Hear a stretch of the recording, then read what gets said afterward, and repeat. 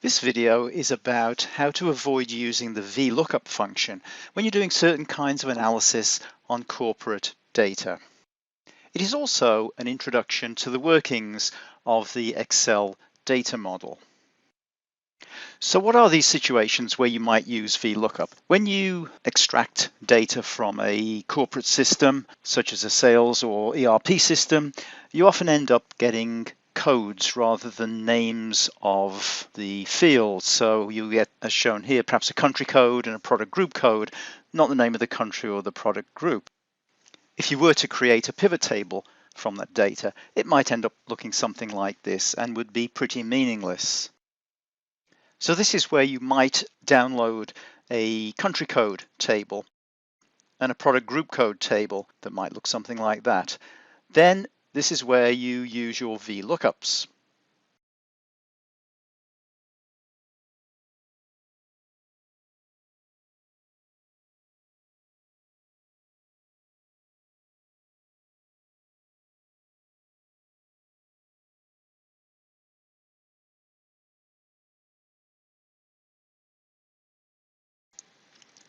This time we'll create a pivot table using the names of the country and product group rather than the codes. And as you can see, that is much more useful.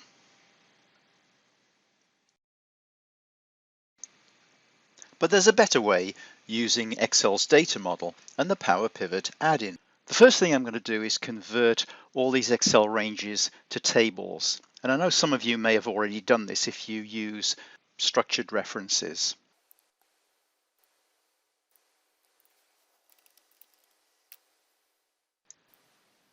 While I'm doing that, I want to remind you to thoroughly test and check all the work that you produce using these techniques.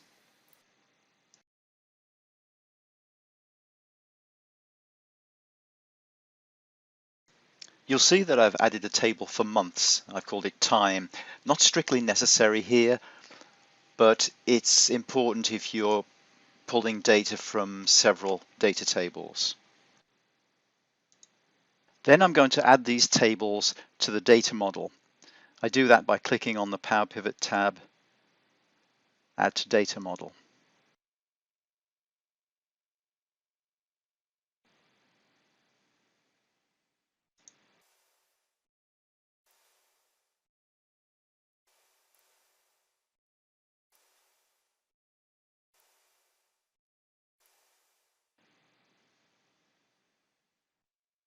So these are the corresponding tables in the data model. In this case, they're linked tables because they're linked to tables in Excel. In reality, it's likely that you will import data without putting it into a spreadsheet. You'll use Power Query, import it directly into the data model, and that way you're not limited to about 1 million rows. You can have tens or even hundreds of million rows of data. So a bit of formatting.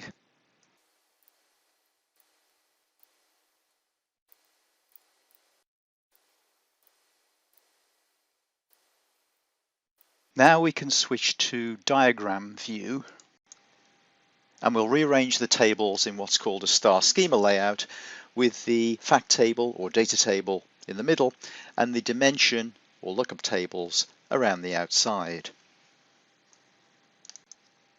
Then we use drag and drop to create relationships between the fact table and the dimension tables. And having these relationships in your data model means you don't need to use the VLOOKUP function, index match, or even the new XLOOKUP function. Back in Excel, we can create a pivot table using as the data source this workbook data model and using the country and product group names from the respective dimension tables.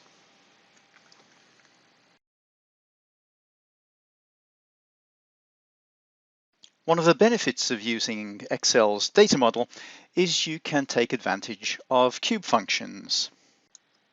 Click on OLAP Tools and convert to formulas. This converts your pivot table into a cube formula report. If you look at one of these cells, you'll see it's a cube value function. And if we trace precedence, you can see how that function is driven by the column header, row label, report filter.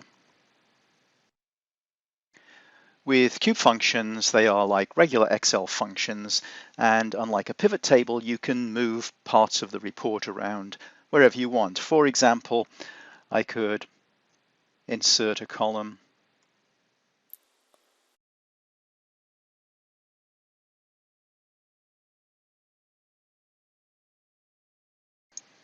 and create a product subtotal, just as an example.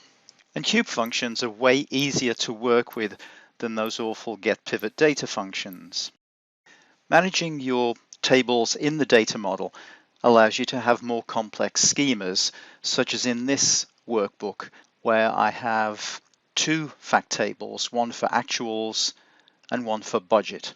I can report on actual and budget in the same report because both those tables are connected to all of the dimension tables.